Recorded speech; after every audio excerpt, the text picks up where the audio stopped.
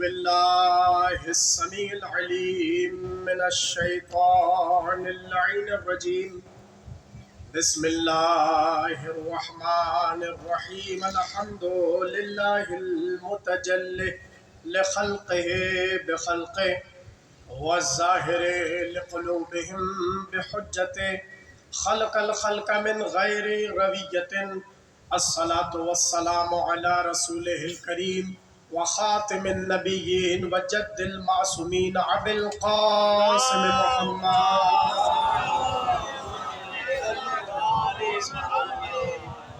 وآله الطيبين الطاهرين المعصومين الذين أذهب الله عنهم الرجس وطهرهم تطهيرا.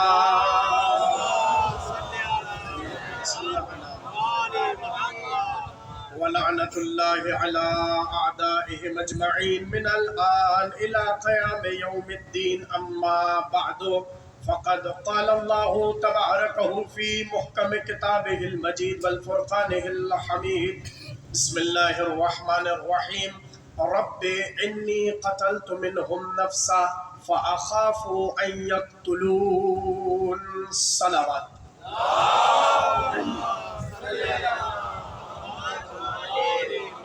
اس سے بہتر صلوات سب مل کے بلند آواز میں پڑھیے.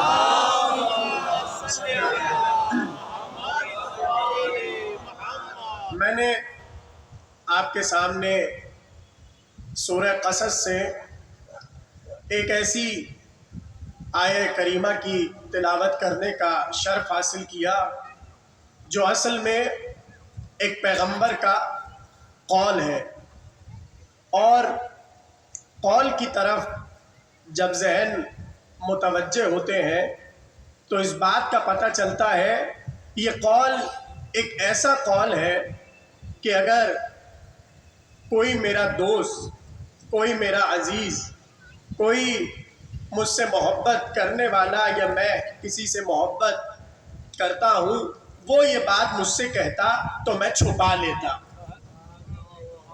لیکن پروردگار عالم کا مزاج چھپانے والا ہے ہی نہیں. اس کی تو عادت ہے دکھانا، اس کی تو عادت ہے بتانا.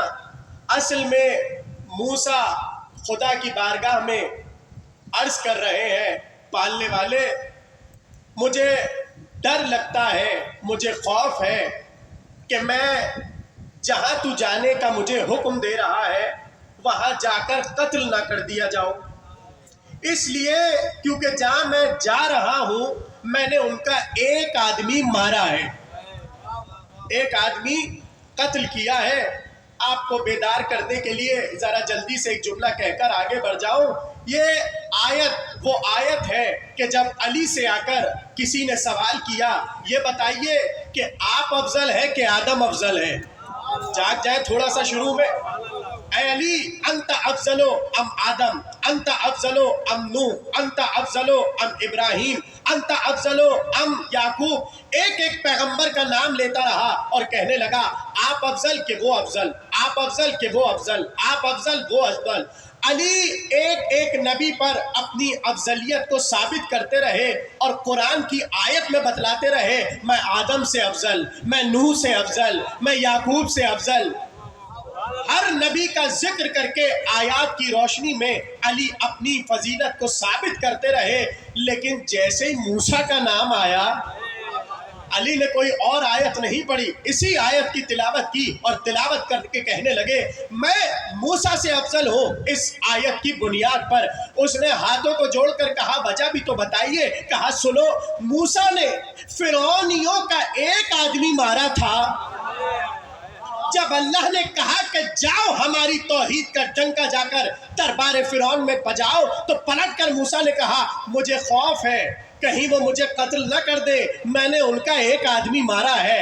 علی نے مسکرا کر کہا سنو، میں نے کفار مکہ کے کسی کے باپ کو مارا تھا، کسی کے دادا کو مارا تھا، کسی کے نانا کو مارا تھا، مگر جیسے ہی سورہ برات دے کر پیغمبر نے کہا جاؤ جا کر سورہ برات کی تلاوت کرو، میں نے پلٹ کر یہ نہیں کہا میں نے ان کے اجداد کو مارا ہے، مجھے ڈر لگ رہا.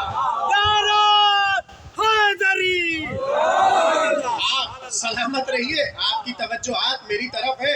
علی نے اس آیت کی تلاوت کی اور تلاوت کر کے کہنے لگے میں نے تو ان کے پورے اجداد اور خانوادے کو نیند ایسی دی تھی کہ جس نیند سے وہ جاگ نہیں سکتے، لیکن جب سورہ دیا تو ہم نے جا کر پڑھا اور بڑے عز و شان کے ساتھ سورہ کو جا کر سنا دیا۔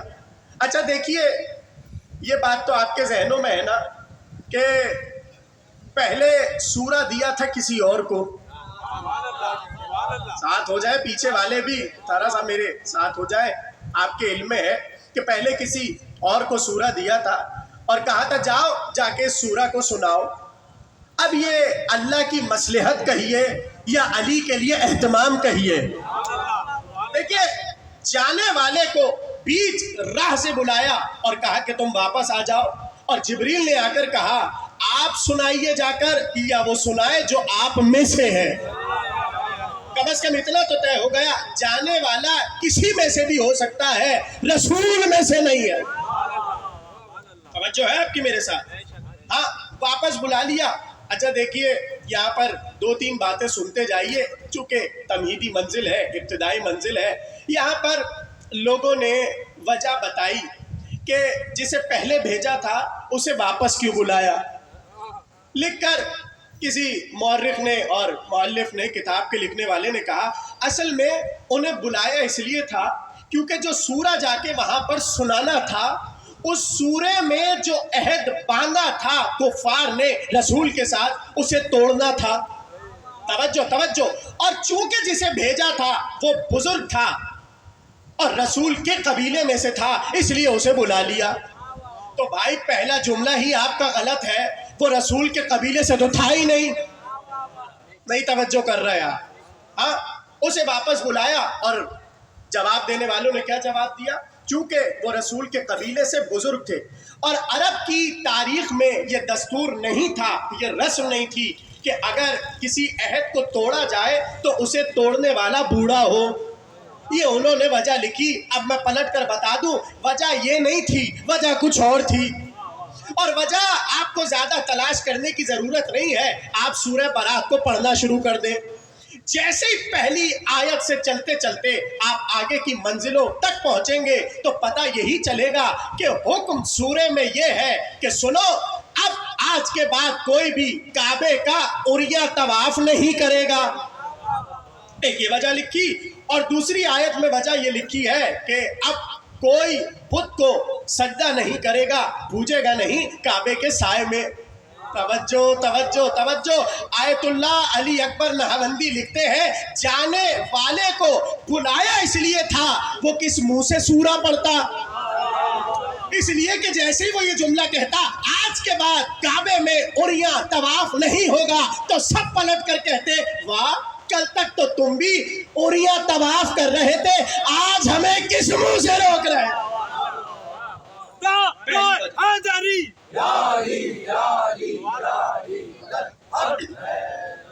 پہلی وجہ، اور دوسری وجہ کیا کہ جب بت کی بات آئے گی تو سوال یہی تو کریں گے لوگ کہ بھیا آپ ہمیں کس منہ سے یہ بات کہہ رہے ہیں کہ اب کوئی بتوں کو پوجے گا نہیں، بتوں کو سجدہ نہیں کرے گا، بتوں کی پرستش نہیں کرے گا، اس لیے کہ کل تک آپ بھی، آپ کے ابا بھی، ان کے ابا بھی، اور پورا سلسلہ ہمارے ساتھ یہ کام کر رہا تھا۔ جملہ آپ کے حوالے کر رہا ہوں، جانے والا کم از کم وہ ہونا چاہیے نہ جس نے کبھی بت کو پوجا ہو، نہ جس کے باپ نے پوجا۔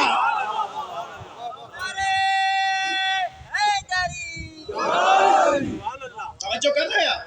تو علی گئے اور سورہ جا کر دیکھیں، علی اپنی افضلیت کو ثابت کر رہے ہیں موسیٰ پر اور اس آیت کا سہارا لے رہے ہیں۔ اچھا دیکھیے یہاں پہ میں ایک جملہ اکثر کہتا ہوں کہ سوال کرنے والا ہماری طرح کا تھا۔ کیوں؟ بات علی نے بتائی تھی، خاموش ہو جاتا، وجہ مل گئی چلا جاتا۔ نہیں، ہماری طرح کیا، نقطے سے نقطہ نکالنا۔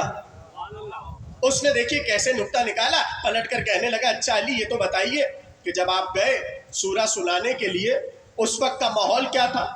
علی نے کہا حج کا موسم تھا، سب کعبے کے گرد طواف کر رہے تھے اور میں تنہا جا کر سورہ پڑھ رہا تھا۔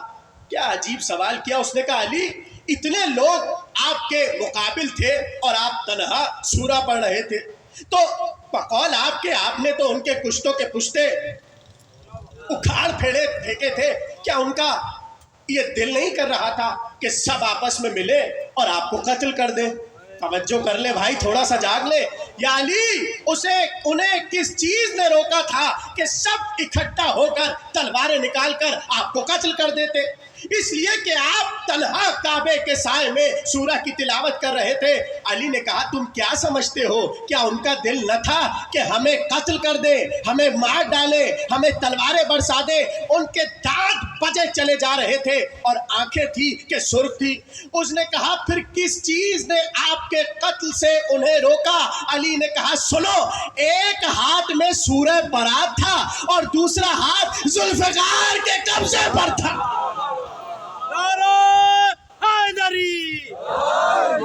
دوسرا ہاتھ ذوالفقار کے دستے پر، قبضے پر تھا، جو انہیں اس بات کی طرف متوجہ کر رہا تھا کہیں ایسا نہ ہو کہ اپنے اجداد کی فہرست میں چلے جاؤ. علی کے ہاتھوں قتل ہو کر اپنے اجداد کی فہرست میں چلے جاؤ. تو علی نے اس سورہ کی تلاوت کر کے بتایا کہ سنو، ہم افضل ہیں موسیٰ سے اس آیت کی بنیاد پر. توجہ ہے آپ کی، میرے ساتھ بات آگے بڑھائی جائے. اب سوال یہ ہے کہ موسیٰ نے کس کو قتل کیا اور کیوں قتل کیا؟ جاگ جائے بھائی، تھوڑا سا اگرچہ سونے کا وقت ہے لیکن آپ لوگ تھوڑا سا جاگ جائیے. صلوات پڑھے محمد و آل محمد. مل کے بلند آواز میں صلوات پڑھے.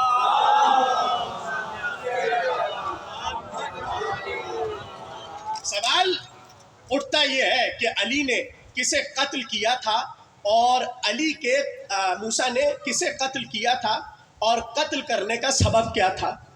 تو آپ کو نہ کسی تفسیر کی طرف جانے کی ضرورت ہے، نہ کسی روایت کی طرف جانے کی ضرورت ہے. اس آیت کی جو ابھی میں نے تلاوت کی، سورہ قصص کی 33ویں آیت، اوپر تھوڑا سا چلے جائیے. جیسے ہی آپ 15ویں آیت پر پہنچیں گے آپ کو وجہ معلوم ہو جائے گی. اور وجہ یہ ہے کہ موسیٰ جب اپنی قوم کے درمیان سے کچھ عرصے کے لیے چلے گئے، جسے علماء موسیٰ کی غیبت کا عرصہ کہتے ہیں. نہیں پہنچے آپ لوگ؟ موسیٰ کی غیبت کا عرصہ کہتے ہیں. موسیٰ قوم کے درمیان سے چلے گئے. اب قرآن نے نقشہ کھینچا کہ جب حجت، موسیٰ جیسی حجت قوم کے درمیان سے چلی گئی تو کچھ موسیٰ کے دشمن تھے جو موسیٰ کے شیعوں کو ستاتے تھے. ایسا لگ رہا ہے آپ لوگوں کو کوئی ستاتا ہی نہیں ہے بھائی، ہے نا؟ یہ دیکھیے قرآن کی باتیں ہیں. قرآن کہہ رہا ہے کہ جیسے ہی موسیٰ قوم کے درمیان سے چلے گئے تو جو موسیٰ کے دشمن تھے وہ موسیٰ کے چاہنے والوں کو، موسیٰ کے پیروکاروں کو اور موسیٰ کے شیعوں کو ستانے لگے. اب قرآن نے نقشہ کھینچا اور بتایا کہ کیسے ستاتے تھے. قرآن کہتا ہے ایک رات موسیٰ جب اپنے شہر میں داخل ہوئے، اب قرآن نے نقشہ کھینچا. قرآن کہتا ہے فَدَخَلَ الْمَدِينَةَ عَلَىٰ حِينٍ غَفْلَةٍ مِّنْ أَهْلِهَا فَوَجَدَ فِيهَا رَجُلَانِ يَقْتَتِلَانِ هَٰذَا مِنْ شِيعَتِهِ وَهَٰذَا مِنْ عَدُوِّهِ فَاسْتَغَاثَهُ الَّذِي مِنْ شِيعَتِهِ عَلَى الَّذِي مِنْ عَدُوِّهِ. آیت قرآن کی. اب ترجمہ سنیے. قرآن نے کہا ایک رات جب موسیٰ اپنے شہر میں داخل ہوئے، اس حال میں کہ پورا محلہ اور پوری قوم سو رہی تھی، موسیٰ نے موسیٰ نے پایا رجلان، دو مردوں کو، یقتتلان، جو آپس میں لڑ رہے تھے. اب قرآن نے تعارف کرایا اور دیکھیے، جاگ کے سنیے گا، ایسا تعارف قرآن نے پیش کیا ہے کہ آپ خوش ہو جائیں گے. قرآن نے دونوں مردوں کا تعارف کرایا اور کہنے لگا ہاذا من شیعتہ، یہ موسیٰ کا شیعہ ہے، وہذا من عدوہ، یہ موسیٰ کا دشمن ہے. بھائی قرآن نے شیعہ کی ضد کچھ اور نہیں کی، حجت کا دشمن کی ہے. پتہ نہیں باتیں پہنچ رہی ہیں کہ نہیں پہنچ رہی. قرآن نے کیا کہا؟ ہاذا من شیعتہ، یہ موسیٰ کا شیعہ ہے، وہذا من عدوہ، اور یہ موسیٰ کا دشمن ہے. اب قرآن نے بتایا فاستغاثہ الذی، جیسے ہی موسیٰ کے شیعہ نے، موسیٰ کے پیروکار نے دیکھا کہ موسیٰ آ گئے تو قرآن نے بڑھ کر جملہ کہا فاستغاثہ، اس نے استغاثہ کیا. بھائی بھائی استغاثہ ہم تحفۃ العوام سے نہیں لے کر آئے، قرآن سے لے کر آئے ہیں۔ فاستغاثہ الذی، اس نے استغاثہ کیا کس پر؟ علی الذی من عدوہ، اس پر استغاثہ کیا کہ جو دشمن تھا موسیٰ کا۔ اب یہاں پر قرآن نے بتایا ہی نہیں کہ موسیٰ گئے ہو جا کے دونوں کو ہٹایا ہو کہ بھائی کیوں لڑ رہے ہو، کیا وجہ ہے، چلو ہٹو، دور دور ہو جاؤ۔ کوئی آیت نہیں ہے ایسی۔ قرآن نے فوراً سے بڑھ کر بتایا کہ موسیٰ نے جیسے ہی استغاثے کو سنا تو کیا کیا؟ توجہ توجہ، فاستغاثہ الذی، جیسے ہی اس نے استغاثہ کیا موسیٰ آگے بڑھے، قرآن کہتا ہے فوقظہ موسیٰ، موسیٰ نے اسے مکہ مار دیا۔ توجہ، موسیٰ نے اس کی ٹھوڑی پر مکہ مار دیا، فقضى علیہ، وہ مر گیا۔ بھائی بھلا کوئی مکے پر آپ نے مرتے ہوئے دیکھا ہے؟ جواب دے دیں، کبھی آپ نے دیکھا ہے کسی نے کسی کو مکہ مارا ہو اور مر گیا ہو؟ اچھا کراچی والے مکوں سے بہت زیادہ واقف ہیں، تو مکوں سے بھلا کون مرتا ہے؟ اچھا چلیے، لگ رہا ہے پیچھے والوں کو لفظ مکہ سمجھ ہی نہیں آ رہا کہ مکہ کہتے کسے ہیں۔ دوسرا لفظ استعمال کر لیتا ہوں، گھوسا، ابھی بھی نہیں سمجھ آ رہا۔ ایک اور لفظ استعمال ہوتا ہے پنچ۔ اب یہ باتیں تو آپ کے علم میں ہے نا بھائی، تو قرآن نے بڑھ کر کہا فوقظہ موسیٰ، موسیٰ نے اسے گھوسا مارا، فقضى علیہ، اور وہ مر گیا۔ اب سوال یہ ہے کہ پالنے والے اس آیت کو تو نے اپنی کتاب میں کیوں رکھا؟ اس کا سبب کیا ہے؟ مجھے ایک بات بتائیے، کہیں روایت میں، کسی آیت میں، کسی کلام میں یا کسی حدیث کی کتاب میں یہ جملہ دیکھنے کو ملتا ہے کہ جیسے ہی کوئی قبر میں جائے گا منکر نکیر آ کر کہیں گے ذرا وہ مکے والی آیت تو سناؤ؟ بھائی جاگ جائے تھوڑا سا، میں دلچسپ بنا رہا ہوں بات کو۔ کیا کوئی آیت، روایت، حدیث ایسی ہے کہ جب مردہ قبر میں ہوگا تو آ کر منکر نکیر کہیں گے وہ حضرت موسیٰ کے مکے والی آیت سناؤ؟ کہیں بھی ذکر نہیں ہے، کوئی فرشتہ آ کر نہیں پوچھے گا۔ تو ہم اللہ سے پوچھے پالنے والے، تو نے اپنی کتاب میں اس آیت کو جو رکھا ہے اس کا سبب کیا ہے؟ اب میں آپ کو ایک دلچسپ واقعہ سناتا ہوں تھوڑا سا آپ کو جگانے کے لیے۔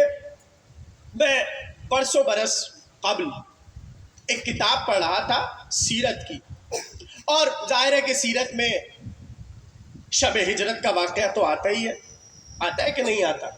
توجہ سے سنیے گا۔ تو پڑھتے پڑھتے ہم شب ہجرت کے واقعے پر پہنچے تو وہاں پر لکھا تھا کہ رسول اللہ جب گئے تو اپنے بستر پر علی کو لٹا کر چلے گئے۔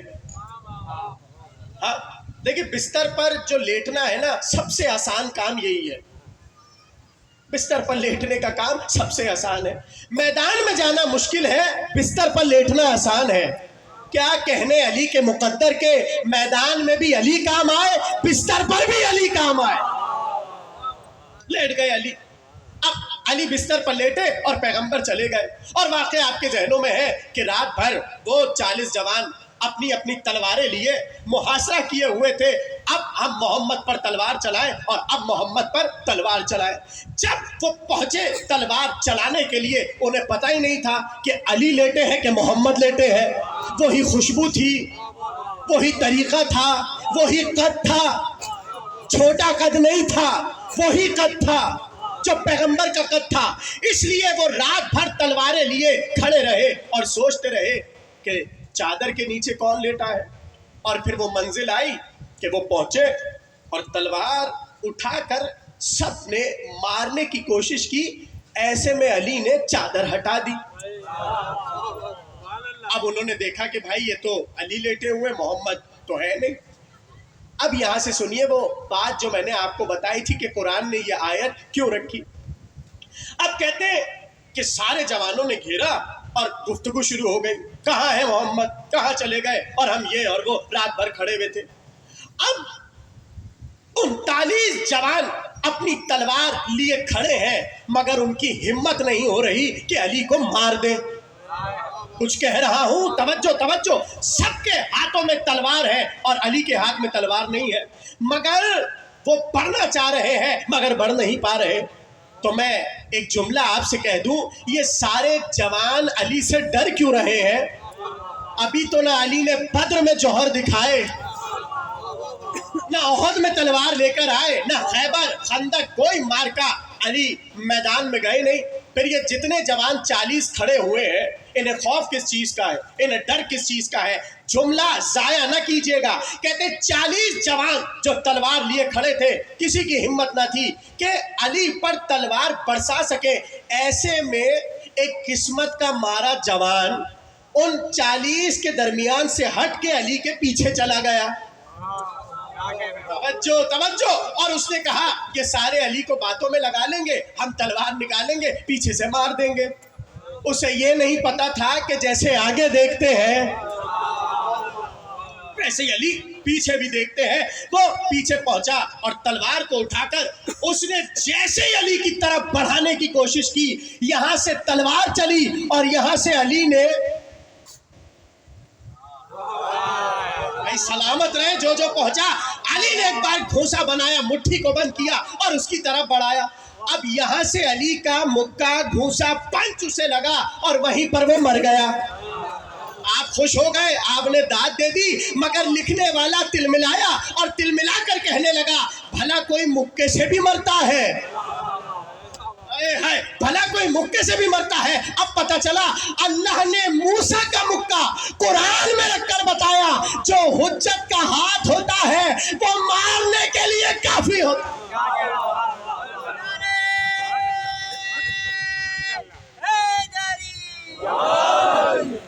آپ اتنی زیادہ ماشاءاللہ تعداد میں ہے، لیکن آپ کی آواز اتنی کم ہے کہ میرے خیال سے پیچھے بھی نہیں جا رہی ہوگی ٹینٹ کے. مل کے بلند آواز میں صلوات پڑھے محمد و آل محمد. بلند آواز میں، بلند آواز میں. توجہ ہے سب کی میرے ساتھ؟ تو قرآن نے اس واقعے کو رکھا کسی کی فضیلت بتانے کے لیے. تو بات کہاں تک پہنچی کہ موسیٰ نے فوراً سے اپنے ہاتھوں کو اٹھایا، فَوَقَّذَهُ، موسیٰ نے اسے گھونسا مارا، فَقَضَى عَلَيْهِ، اور اس پر موت طاری ہو گئی اور وہ مر گیا. ٹھیک ہے. اب یہ واقعہ اللہ نے لکھ کر بتایا کہ موسیٰ نے مارا کیوں تھا، لیکن جملہ آپ کے حوالے کر رہا ہوں. اللہ موسیٰ سے کہہ رہا ہے جاؤ دربار میں. توجہ، جاؤ دربار میں، جاؤ دربار میں. اور پلٹ کر موسیٰ کیا کہہ رہے ہیں؟ مجھے خوف ہے. اب بھائی آپ اس آیت کو کسی بھی مولانا کے پاس لے جائیے اور کہیے قبلہ اللہ کے نبی کو تو شجاع ہونا چاہیے، اللہ کا نبی تو بہادر ہوتا ہے. دیکھیے نبی تو ہوتا ہی وہ ہے نا جو سب سے زیادہ بہادر ہو. اور ہمارا تو عقیدہ یہ ہے کہ جو حجت دورہ ہوتا ہے اگر کروڑ بھی اس سے لڑنے آ جائے وہ خوف نہیں کھاتا. کچھ کہہ رہا ہوں. مگر موسیٰ کے لیے لفظ خوف، تقریر جہاں سے میں نے شروع کی تھی اور سوال اٹھایا تھا کہ اگر میرے کسی دوست کا جملہ ہوتا، میرے کسی عزیز کا جملہ ہوتا، میں چھپا لیتا. مگر جو راز کی بات اللہ سے موسیٰ نے کی، اللہ نے اسے آیت بنایا اور اپنی کتاب میں رکھ دیا. اب میں آپ سے سوال کروں، کسی کے پاس یہ آیت لے جائیے اور کہیے حضور یہ دیکھیے اللہ نے موسیٰ کے خوف کا ذکر کیا، اب بتائیے موسیٰ کو بچائیں کیسے؟ کچھ کہہ رہا ہوں، تھوڑا سا جاگ جائیے. حضور یہ بتائیے حضرت موسیٰ کو بچائیں کیسے؟ قرآن تو کہہ رہا ہے کہ موسیٰ نے اللہ سے کہا اخافو اخافو اخافو، خوف سے ہے اخافو، مجھے خوف ہے کہیں وہ مجھے قتل نہ کر دے. توجہ، موسیٰ نے اپنے خوف کا ذکر کیا. صبح قیامت تک موسیٰ کو بچایا کیسے جاتا؟ نہیں بچتے اگر علی نہ ہوتے. جملہ آپ کا سنا ہوا ہے، مگر اس طریقے سے پہلی بار میں آپ کے سامنے عرض کر رہا ہوں. قرآن نے موسیٰ کے لیے لفظ خوف استعمال کیا. خوف کا اپوزٹ ہے ہیبت. دیکھیے لفظ ہیبت ہی ہے جو خوف پر غالب آ کر خوف کو ہٹا دے اور ہیبت کو اجاگر کر دے. جملہ آپ کے حوالے حدیث سنی ہوئی ہے، مگر اٹھ کر سنیے گا. جبھی رسول نے علی کو دیکھ کر کہا تھا من ارادہ ان ينظر الى آدم فی علمہ، الى نوح فی حلمہ، الى ابراہیم فی خلتہ، الى موسیٰ فی حیبتہ. یعنی ایک ذات علی سے لفظ ہیبت کا استعمال کر کر پیغمبر نے کیسا موسیٰ کو بچایا. جملہ کہہ دوں، علی کے فضائل انبیاء کی توہین کا سبب نہیں بنتے، انبیاء کے تحفظ کا سبب بنتے.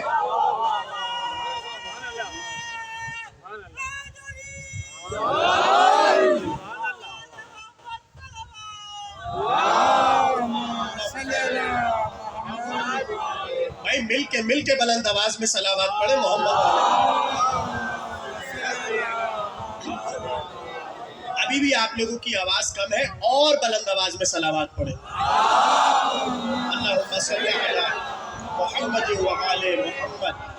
باتیں پہنچ رہی ہیں؟ تو پیغمبر نے ایک حدیث کے ذریعے، اچھا دیکھیے اس حدیث میں بڑی بلاغت ہے. یہ جو رسول کہہ رہے ہیں اگر کسی کو آدم کو علم میں دیکھنا ہو، نوح کو حلم میں دیکھنا ہو، موسیٰ کو ہیبت میں دیکھنا ہو، ابراہیم کو خلت میں دیکھنا ہو، یوسف کو حسن میں دیکھنا ہو، اور عیسیٰ کو زہد میں دیکھنا ہو، تو کہاں دیکھو؟ علی کو دیکھو. اب مجھے یہ بتائیے کہ جن کے درمیان اور جن تک اس حدیث کو فضیلت علی میں پہنچنا تھا، کیا وہ کبھی آدم کو اس دنیا میں دیکھ سکیں گے؟ یا رسول اللہ، آپ ہم سے کہہ رہے ہیں اور اپنے اصحاب سے کہہ رہے ہیں اگر آدم کو علم میں دیکھنا ہو، نوح کو علم میں دیکھنا ہو، موسیٰ کو ہیبت میں دیکھنا ہو، علی کو دیکھو. تو نہ آدم ہمارے سامنے، نہ نوح ہمارے سامنے، نہ موسیٰ، عیسیٰ، یوسف، یعقوب، کوئی بھی ہمارے سامنے تو ہے ہی نہیں. تو ہم کہاں پر ان سب کو دیکھیں گے؟ دنیا میں تو یہ حدیث پوری ہو ہی نہیں سکتی، اس لیے کہ انبیاء ہمیں نظر نہیں آتے، نہ انبیاء سے ہماری ملاقاتیں ہیں. تو یا رسول اللہ، یہ علم، حلم، ہیبت، خلت، حسن، زہد، تقوی، یہ سب کہاں جا کے انبیاء کا تلاش کریں؟ تو عجب نہیں کہ اس حدیث کی تعویل میں بس ایک جملہ نظر آئے گا، اور وہ جملہ یہ ہوگا کہ جب حشر میں سب پہنچیں گے جنت کی طرف تو وہیں پہ قصر آدم ہوگا، وہیں پہ قصر نوح ہوگا، وہیں پہ قصر ابراہیم ہوگا. توجہ توجہ توجہ. تو بھائی جب قصر میں پہنچیں گے تو سب کی خواہش ہوگی چلو آدم سے بھی مل لیں، نوح سے بھی مل لیں، عیسیٰ سے بھی مل لیں، موسیٰ سے بھی مل لیں، تمام انبیاء سے جا کر ملاقاتیں کر لیں.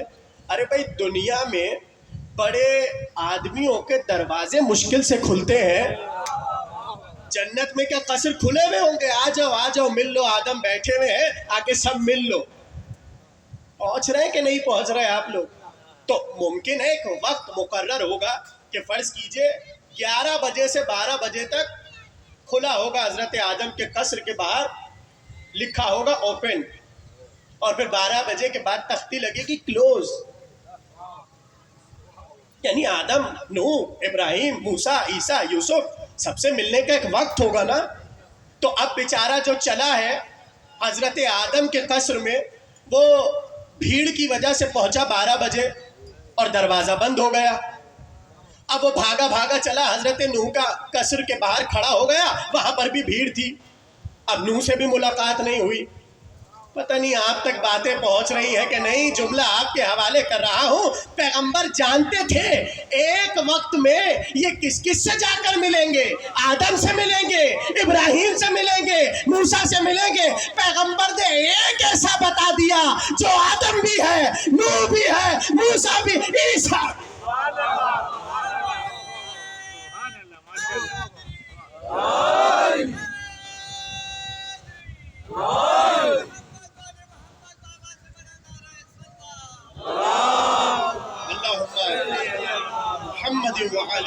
ایک اور جملہ آپ کے حوالے کر دوں. دیکھیے پیغمبر نے یہ جملہ کہہ کر بتا دیا کہ سنو، علی اگرچہ نبی نہیں ہے، توجہ، علی نبی نہیں ہے، علی تو امام ہے نا. اور دیکھیے علی کی امامت ہی سب سے بڑی دلیل ہے کہ اب کوئی نبی نہیں ہے. نہیں، جملہ پلٹ کر کہہ دوں، غدیر سے بڑی ختم نبوت پر کوئی دلیل نہیں. جملہ میں نے کہہ دیا اور پتہ نہیں کس کس تک پہنچا. غدیر ختم نبوت کی سب سے بڑی دلیل ہے. ٹھیک ہے نا. اب آ جائیے اس بات پر، یہ جو پیغمبر نے کہا موسیٰ کو دیکھنا ہو، عیسیٰ کو دیکھنا ہو، فلاں نبی کو دیکھنا ہو، علی کو دیکھو. تو پیغمبر نے اتنا بتا دیا کہ علی اگرچہ نبی نہیں ہے لیکن جو عہدے انبیاء کے پاس ہیں وہ سارے عہدے علی کے پاس ہیں. تو بھائی اور آسان کر دوں اور کراچی کے جوانوں سے زیادہ اس مثال کو کون سمجھے گا؟ عہدہ نہ ہونا اس کی دلیل کب ہوتا ہے کہ سامنے والے میں صلاحیت بھی نہیں ہے. کراچی والے تو سمجھتے ہیں نا بیچارے سارے جوان اتنی قابلیت لیے صلاحیتیں لیے بیٹھے ہوتے ہیں مگر پیسہ دے کر عہدہ کوئی اور لے لیتا ہے. آپ سلامت رہے اگر آپ تک مثالیں پہنچ گئی. بھائی آ جائیے اسی جملے پر. تو عہدہ نہ ہونا اس چیز کی دلیل کب ہے کہ سامنے والے میں صلاحیت نہیں ہے. علی کے پاس عہدہ نبوت کا نہیں ہے مگر یہ کب طے ہے جو صلاحیتیں وہاں ہے وہ یہاں بھی نہیں. چلیے اور آسان کر کے کہہ دوں آپ سب جاگ جائیں گے اور علم میرے سامنے لگا ہے. عباس معصوم نہیں ہے. کس حوالے سے؟ فہرست چہاردہ معصومین کے حوالے سے. لیکن یہ کب طے ہے کہ جو امام نہ ہو وہ معصوم بھی نہیں ہوتا. صلوات پڑھے محمد والے کو.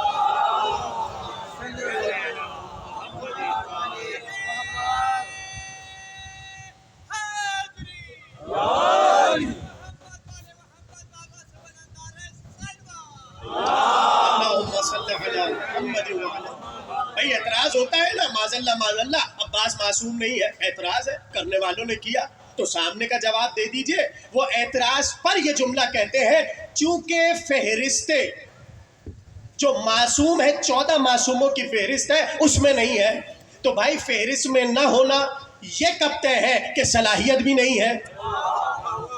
بہت سی شخصیات ہیں جو فہرست میں نہیں ہے مگر صلاحیتیں ہیں. حضرت مسلم معصوم، علی اکبر معصوم، حضرت عباس معصوم، بلکہ کربلا میں ایک ایک بنی ہاشم سب معصوم ہیں. تو آپ اس سامنے کے جملے سے دلیل لے لیجئے. چلیے آئیے اب دوبارہ اسی طرف اور تقریر آخری مرحلے میں داخل ہو رہی ہے. کیا کہا پالنے والے؟ انی اخاف ان یقتلون، مجھے ڈر ہے کہ کہیں وہ مجھے قتل نہ کر دیں. اللہ سے یہ موسیٰ کیوں کہہ رہے ہیں؟ توجہ توجہ توجہ. موسیٰ اللہ سے یہ کیوں کہہ رہے ہیں مجھے خوف ہے؟ اصل میں موسیٰ اللہ کو کہنا یہ چاہ رہے ہیں جب میرے شیعہ نے مجھے پکارا تھا، توجہ، جب میرے شیعہ نے، میرے پیروکار نے، میرے محب نے، میرے چاہنے والے نے مجھے پکارا تھا تو میں نے مدد کی. اب جس کا میں شیعہ ہوں، توجہ، اب اسے تو بھیج دے. یعنی موسیٰ خوف بتلا کے اللہ سے اپنا مددگار مانگ رہے ہیں. اب اللہ پر کتنا ضروری ہے کہ موسیٰ جب دربار میں جائے تو تنہا نہ ہو بلکہ موسیٰ اپنا مددگار لے کر دربار میں جائے.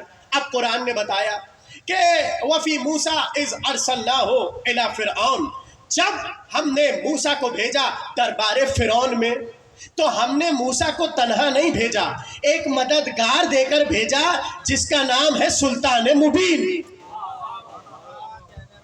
اب یہاں پر علامہ جلال الدین سیوطی اہل سنت کے امام، ان کی تفسیر ہے تفسیر در منصور. اس میں انہوں نے عجیب جملہ لکھا. کہنے لگے یہ جو موسیٰ جا رہے ہیں دربار فرعون میں اور اللہ کہہ رہا ہے تنہا نہیں گئے بلکہ سلطان مبین کے ساتھ گئے. یہ سلطان مبین کوئی اور نہیں ہے بلکہ موسیٰ کا عصا ہے.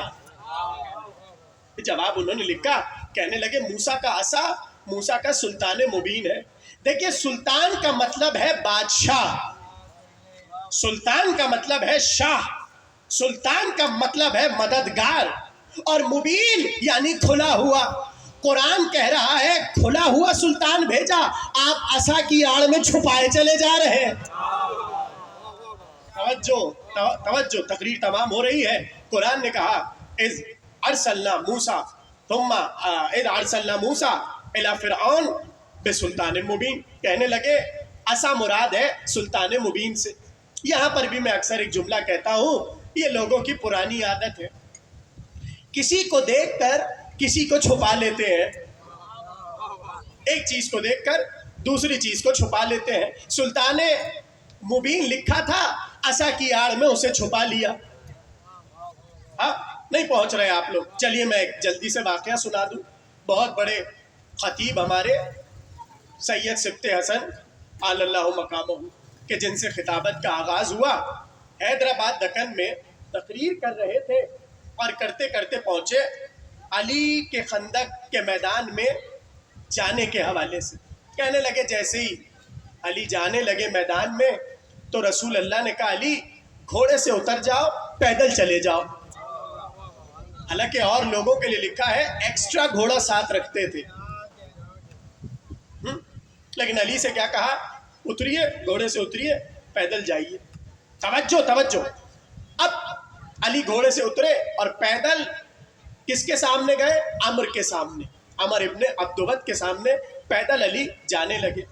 اب جیسے بھائی انہوں نے یہ واقعہ پڑھا, بیچ میں سے نظام دکن کھڑے ہو گئے اور کھڑے ہو کر کہنے لگے یہ کیا رسول اللہ نے کر دیا, سب کو بھیجتے ہیں تو اتنا مسلح کر کے, سواریاں دے کر, اور علی کو بھیج رہے ہیں عمر کے مقابل, اور عمر بھی وہ کہ وہاں سے زیادہ یہاں کا لشکر تعریفیں کر رہا ہے. تاریخ ہے آپ کے ذہنوں میں. تو اس کے مقابل جب بھیجا تو گھوڑے سے اتار کر علی کو بھیجا. نظام نے کہا بھائی یہ بات ہمیں سمجھ نہیں آتی, ذرا سمجھائیے کہ علی کو گھوڑے سے کیوں اتارا. اب وہ مسکرائے اور کہنے لگے سنو, جو حدیث پیغمبر علی کی شان میں کہنے جا رہے تھے, پتہ نہیں آپ پہنچے کہ نہیں پہنچے, جو نہیں پہنچے انہیں پہنچا دیا جائے. جو حدیث پیغمبر شان علی میں کہنے جا رہے تھے میدان خندق میں, نہ اس سے پہلے ایسی حدیث کہی نہ اس کے بعد ایسی حدیث کہی. کہا کیا مطلب, کہا پیغمبر نے کہا تھا پرزل ایمان و کلہ الی الشرک کلہ. توجہ توجہ, پورا ایمان پورے شرک کے مقابل جا رہا ہے. پیغمبر جانتے تھے مسلمانوں کی عقلوں کے بارے میں, ان کے بغض کے بارے میں, روایت میں بات کیا کر لکھتے یہ کل ایمان علی کو تھوڑی کہا تھا, گھوڑے کو کہا.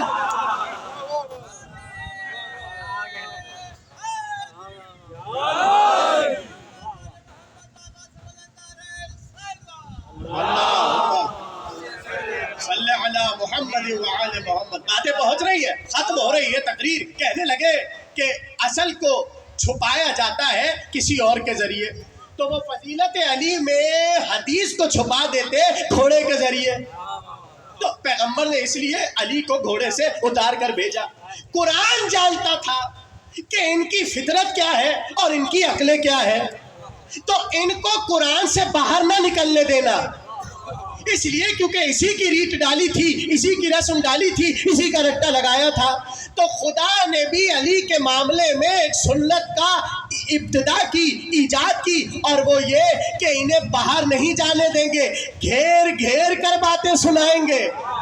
توجہ توجہ, باہر نہ جانے دیں گے, گھیر گھیر کے باتیں سنائیں گے. کیا مطلب, ارے غدیر میں بھی تو گھیرا تھا, جو آگے گئے انہیں پیچھے بلاؤ, جو پیچھے رہ گئے انہیں آگے بلاؤ. جب ایک گھیراؤ میں یہ سب آ جائے تب بتانا جس کا میں مولا اس کا علی مولا. نعرہ حیدری, علی علی. تو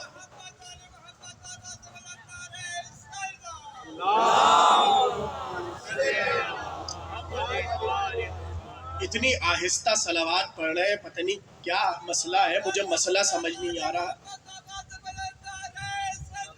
مل کے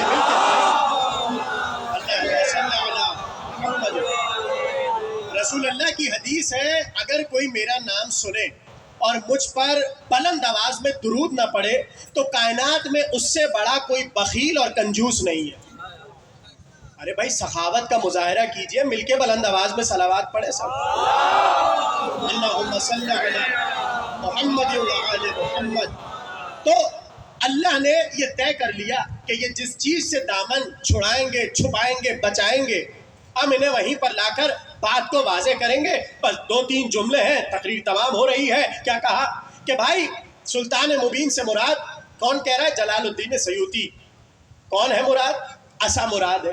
حالانکہ قرآن نے موسیٰ کے عصا کو اپنی آیت کہا ہے.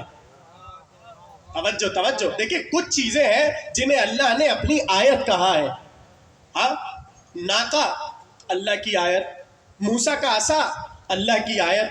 تو جب موسیٰ کے عصا کی بات آئی تو خدا نے کہا توجہ کہ جب گئے دربار فرعون میں موسیٰ تو وہ تنہا نہیں گئے. سورہ ہود 96 آیت اللہ نے کہا اذ ارسلنا موسیٰ، جب ہم نے موسیٰ کو بھیجا دربار فرعون میں تو تنہا نہیں بھیجا، دو چیزیں دے کر بھیجا، بآیاتنا و سلطان مبین. اب جنہوں نے کہا تھا کہ سلطان مبین سے مراد عصا ہے تو عصا کا نام لے لیا، اب کسے لے کر آئیں گے؟ عصا بھی تھا اور وہ بادشاہ کھلا ہوا، وہ چھپا ہوا نہ تھا، وہ آشکار بادشاہ تھا جو موسیٰ کے ساتھ گیا. آخری جملے تقریر کے تو کہنے لگے اچھا بھائی نہ عصا مراد ہے، اس لیے کیونکہ آیاتنا اللہ نے کہہ دیا ہماری آیت. تو کہنے لگے اصل میں سلطان مبین سے مراد حضرت ہارون ہے. کتنی محبت ہے مسلمانوں کو ہارون سے. پیغمبر جانتے تھے بڑی ہارون سے یہ محبت کرتے ہیں، جبھی تو کہا کہ علی تمہیں مجھ سے وہی نسبت ہے. آخری جملے جو موسیٰ کو ہارون سے ہے. تو کہنے لگے بھائی ادھر مراد ہارون ہے. خدا جانتا تھا کہ ہارون کے ذریعے علی کو چھپائیں گے، کسی کو چھپائیں گے، تو اللہ نے فوراً سے بتا دیا ثم ارسلنا الی فرعون. جب گئے موسیٰ دربار فرعون میں تو وہ تنہا نہیں تھے، وہ اخاہ ہارون، ان کے بھائی ہارون ان کے ساتھ تھے. آیاتنا، اور ہماری آیت یعنی عصا ساتھ تھا. ان دونوں کی موجودگی میں بھی جو موسیٰ کا مددگار تھا وہ سلطان مبین. ختم ہو گئی تقریر. آخری جملہ تقریر کا علماء کے درمیان بحث چھڑ گئی کہ یہ سلطان مبین کون ہے، یہ آنے والا کون ہے، نہ یہ ہارون ہے نہ یہ عصا ہے. پھر وہ کون تھا جو دربار فرعون میں موسیٰ کا بھی مددگار تھا، ہارون کا بھی مددگار تھا. آیت اللہ احمد مستنبط نے لکھا کہ جیسے ہی دونوں بھائی دربار میں جانے لگے ایک دوسرے کو دیکھ رہے تھے. تخت پر بیٹھا فرعون ہماری بات سننے کو تیار نہیں ہے. کون ہوگا جو ہماری بات پہنچائے، کون ہوگا جو ہماری بات سنوائے؟ ایسے میں دربار میں ایک گھڑ سوار آیا.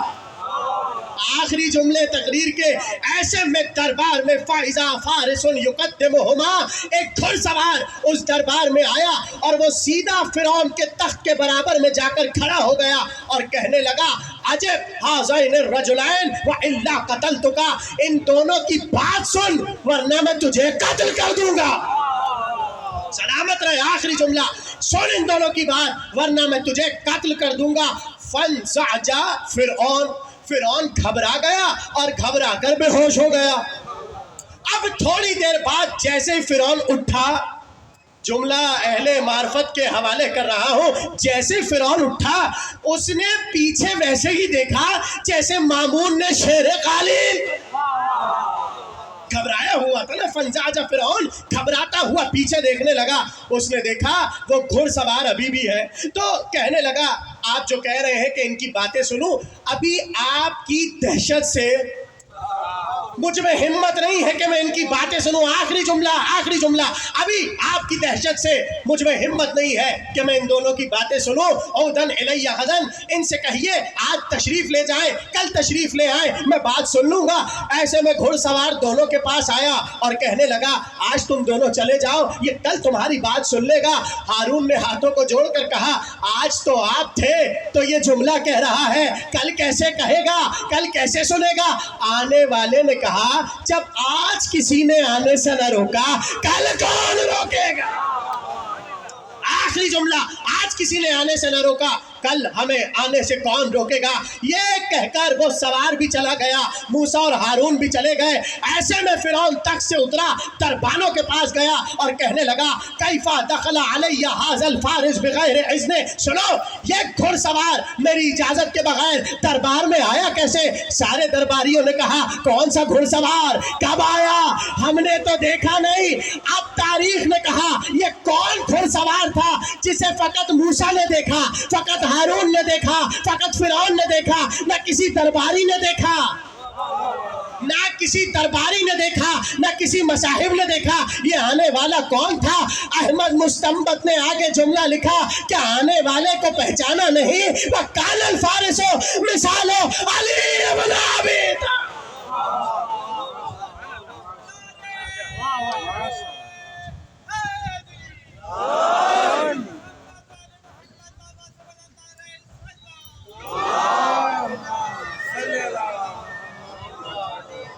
یہ آنے والا کوئی اور نہ تھا، یہ وہی تو تھا کہ جو آدم کا مددگار ہے، جو نوح کا مددگار ہے، جو ابراہیم کا مددگار ہے، جو ایک ایک نبی کی مدد کرتا رہا آن آن گام گام، یہی وہ تھا کہ جسے علی کہتے ہیں۔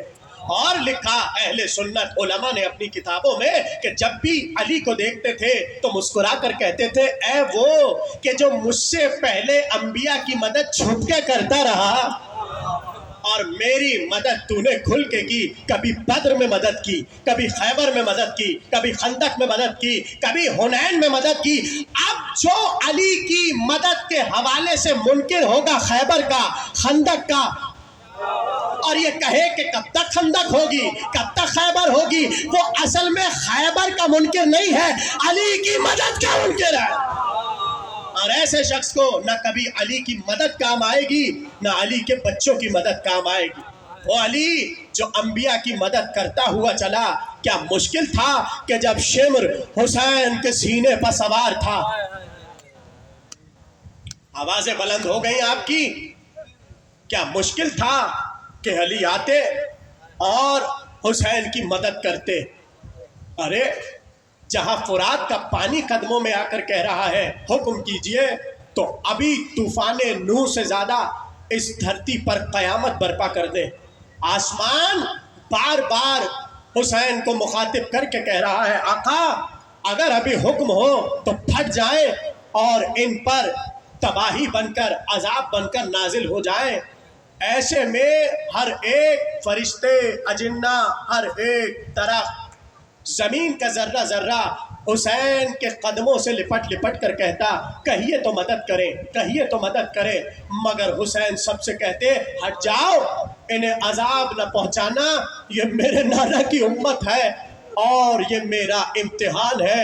ہاں بڑا امتحان دیا حسین نے، اکبر کا لاشا بھی اٹھا کر اپنا امتحان دے دیا، اصغر کو قبر میں دفنا کر اپنا امتحان دے دیا، شمر کا خنجر گردن پر روا دوا اور حسین کا امتحان ہو رہا ہے۔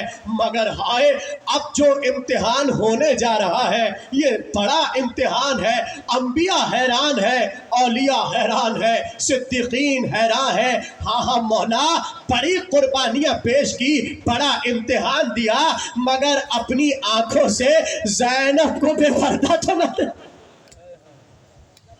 مولا ذرا اپنے سید سجاد کو دیکھیے، اپنے جواں کو دیکھیے کہ ہاتھوں میں ہتھکڑیاں ہیں، پیروں میں بیڑیاں ہیں، گردن میں خار تار توق ہے اور دربار میں جا رہے ہیں۔ ایسے میں جیسے ہی گردن جھکی ہوئی تھی کوفے کے بازار میں جانے لگے تو کسی نے آگے بڑھ کر کہا ارے بڑا بنی ہاشم کی شجاعت کا سنا ہے، اور ابھی تھوڑے عرصے پہلے ہی تو مسلم اسی بازار میں آیا تھا اور اسی دربار میں جا رہا تھا، مگر کیا جوش تھا، کیا جذبہ تھا، کیا ہمت تھی، کبھی کسی کو ہٹاتے تھے، کبھی کسی کو ڈانٹتے تھے، کبھی کسی کو دپٹ دیتے تھے، مگر چہرے کو جھکائے ہوئے دربار ابن زیاد میں جا رہے تھے۔ یہ آپ کی گردن جھکی ہوئی کیوں ہے؟ رو کر کہنے لگے ارے انصاف نہ کیا، مسلم جب آئے تھے زینب پہ چادر نہ تھی، میں پھوپھیوں کے ساتھ، میری ماں بہنیں بے مخنو چادر میرے ساتھ ساتھ ہیں۔ کیسے غیرت کا خدا اپنی گردن کو اٹھائے، مگر ہاں ہر بازار سہا، ہر مشکل سہی، ہر دربار دیکھا، ہر گام سید سجاد خون روتے روتے زندان شام تک آ گئے۔ اور پھر ایک ایسا مرحلہ بھی آیا، وہ سید سجاد جس نے حسین کو دفنایا، علی اکبر کو دفنایا، عباس کو دفنایا اور دفنا کر گریہ کر کر خاک جھاڑتے ہوئے دامن سے کھڑے ہو گئے. جملہ آپ کے حوالے کر رہا ہوں, اگر دل پر لگے تو معاف کیجئے گا. وہ سید سجاد جس نے حسین کے ٹکڑوں کو زمین کربلا میں دفن کیا اور جلدی سے گریہ کرتے کرتے زمین کربلا سے کھڑے ہو گئے. عباس کو دفن کیا, کھڑے ہو گئے. اکبر کو دفن کیا, کھڑے ہو گئے. مگر جیسے ہی زندان میں ایک ننھی سی قبر بنا چکے, ارے کھڑا ہونا چاہتے تھے, کھڑے نہ ہو پاتے. آوازیں ذرا بلند کیجئے اپنے گریے کی. الوداعی شبیں ہیں اور مولا ہم سے رخصت ہے. اور الوداعی شبوں میں کیا مجھے بتانا ہے آپ کو کہ کیسا گریہ کیا جاتا ہے؟ ہر مجلس کو بڑے بڑے علماء کہتے تھے اپنی آخری مجلس سمجھو اور ایسے گریہ کرو کہ اب گریہ کرنا نصیب ہو نہ ہو, آوازوں کو آزاد چھوڑے. اس لیے کہ جب آپ کا گریہ بلند ہوتا ہے, آپ کے وقت کا امام آپ کو دعائیں دیتا ہے. آواز بڑھائیے گریے کی. بس 2-3 جملے سنیے.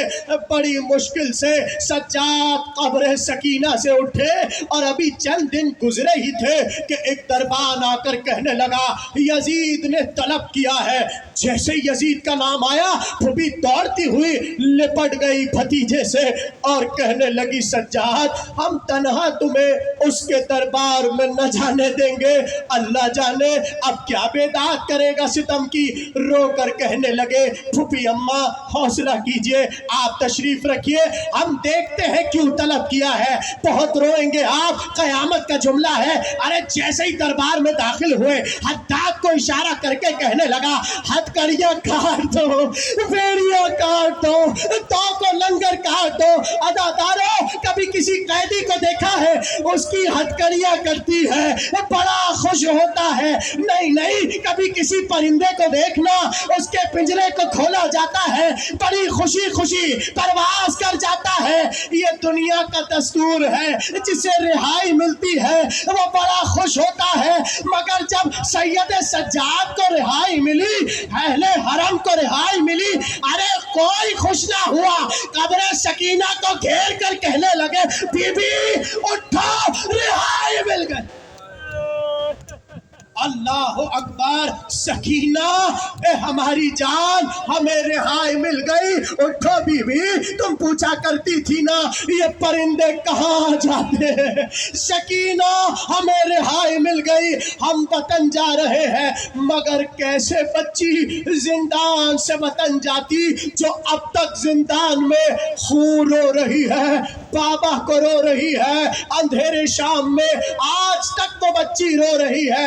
مگر ایسے میں یزید سے کہلوا بھیجا ایسے تو نہ جائیں گے, اپنے بھائی کا ماتم کریں گے, بھائی کو رو نہ سکے گریہ کریں گے, ایک مکان خالی کرایا جائے. بہت جملہ خطرناک کہنے جا رہا ہوں. جیسے ہی مکان خالی کرایا گیا اور لوٹا ہوا سامان آنے لگا, کہتے ہیں سب سے پہلے شہداء کے سر آئے. کبھی عباس کا سر آیا, کبھی اکبر کا سر آیا, کبھی علی اصغر کا سر آیا.